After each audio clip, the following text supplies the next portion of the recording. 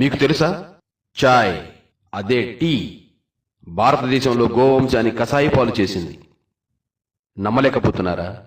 Tea ఏంటి, గోవంశాన్ని కసాయి పాలు చేయటం ఏంటి అనుకుంటున్నారా? విడ్డూరం కదూ.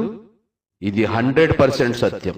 బ్రిటిష్ వారు భారతదేశ వైభవాన్ని, సంపదను, వనరులను, అభివృద్ధిని, ఇక్కడ వైజ్ఞానిక సంపదను, భారతీయుల మేధాశక్తిని అధ్యయనం చేసి వీటన్నిటికీ మూలాధారం మరియు భారతీయుల సంస్కృతి, జీవన విధానం మనుగడలకు గోవే ప్రధాన కారణమని, దేశాభివృద్ధికి గోవే మూలమని అన్ని కోణాల్లో నుంచి నిర్ధారించుకొని భారతీయుల జీవన విధానం నుండి గోవును తప్పిస్తే తప్ప తమ లక్ష్యం సాధించలేమని భావించి కొన్ని కుట్రలు చేసినారు.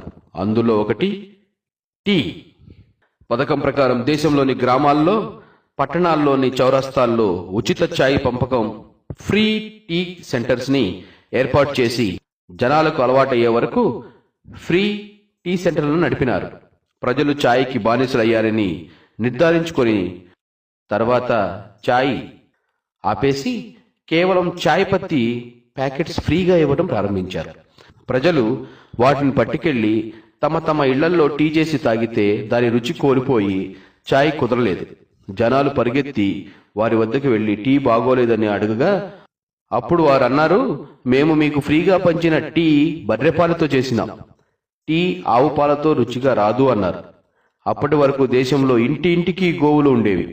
వెంటనే దేశంలో బలమైన మార్పు ప్రారంభమై దేశవ్యాప్తంగా ప్రజలు తమ తమ ఇళ్లలోని కొట్టాల నుండి ఒక ఆవును బయటకు పంపి ఒక బర్రెను కట్టడం మొదలుపెట్టారు. సమాజంలో పాలు కొనేవారు సైతం ఆవు పాలు విడిచి బర్రెపాలు కొనడం ప్రారంభమైంది. మెల్లమెల్లగా దేశంలో బర్రెపాల డిమాండ్ ప్రారంభమై వేగం పుంజుకుంది. అప్పటి వరకు దేశంలోని పాడి పరిశ్రమలో గోవులుండేవి. వాటి స్థానాన్ని బర్రెలు ఆక్రమించాయి. పెద్ద ఎత్తున గోవులు కబేళాల పాలవడం ప్రారంభమైంది.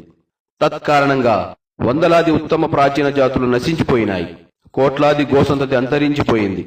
ఇంటింటికి వర్ధిల్లే గోవులు 90% పైగా ఇళ్లలో మాయమైపోయినాయి. బ్రిటిష్ వారి అంచనా ప్రకారం భారతీయులు తరతరాలుగా ఆవు పాలు తాగడం వల్ల మంచి ఆరోగ్యం, మేధస్సు కలిగి ఉన్నారు.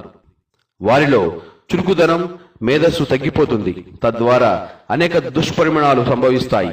శరీరం రోగ నిరోధక శక్తి తగ్గి మెల్లమెల్లగా మనిషి బలహీనులవుతారు, మనకు బానిసలవుతారు అని అంచనా వేసి వారు పన్నిన కుట్ర సఫలమైంది. భారతీయుల ఇంటి నుండి గోవులను సడకులోకి తోసివేసిన పాపాన భారతీయుల ఆయుష్ 100 సంవత్సరాల నుండి ఆయు ప్రమాణం